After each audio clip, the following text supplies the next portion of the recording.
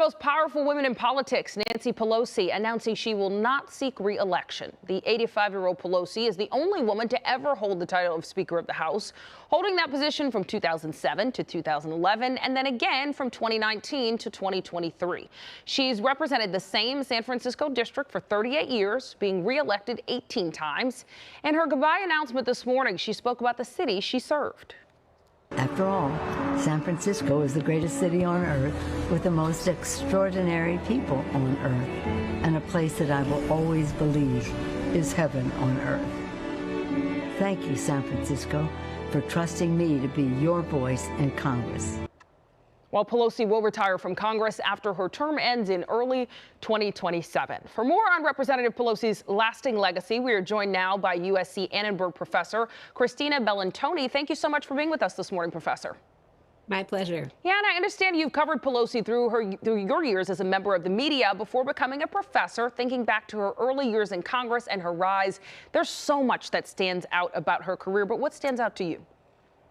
Having covered her as the Democrats took back the House after the 2006 midterm elections, it's a super formidable time in my own career. I've been covering her for 19 years and watching her ascend into what would ultimately become this historic speakership was really fascinating because she has a command over her party, even now, with everything that has changed and some of the things that I know we're going to get into about where the party is today. Mm-hmm. She was able to get them to be in line on policy, to be in line on votes.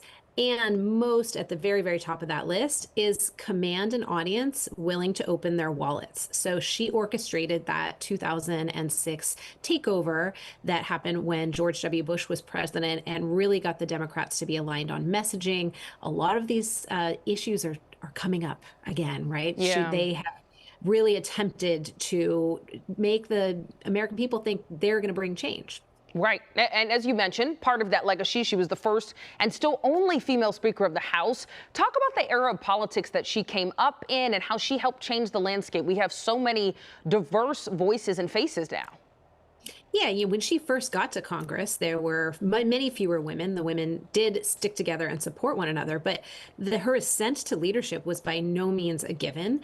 She and Steny Hoyer, who was her fellow Democratic leader, Maryland Democrat, really had an interesting dynamic relationship, and there were times when he would try to undermine her. This was, again, many decades ago. And ultimately, she came out on top. She was a really important member of the Intelligence Committee, which is one of the few places in Congress where people are able to get, the intelligence secrets, and you have to really demonstrate hard work to be able to be on that committee. And then you also, in these leadership roles, you have to be willing to go to the White House and negotiate with the president and get things done, and not just ink deals, but also go out there on TV and be aggressive. And she just continued to prove herself over the years, much more than any other woman had ever in that position.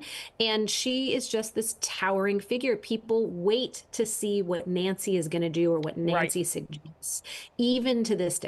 Very clear. I mean, there's so much to her legacy, which I'm sure we'll talk about in the coming months. Quickly, we only have about 30 seconds left. Who is going to replace her? I know Scott Wiener is one of the big names being mentioned, and then someone who worked for Alexandria Ocasio-Cortez as well. I expect it to be a competitive primary up there. It's obviously really exciting when there's an open seat and a lot of people want to run. Senator Wiener has a great reputation, very well known, and I would expect that he will be the candidate to beat, if not the candidate who gets that nomination in our top two primary. All right, front runner in the race right now, but of course we'll be watching that. Professor, thank you for being with us this morning. Have a great day.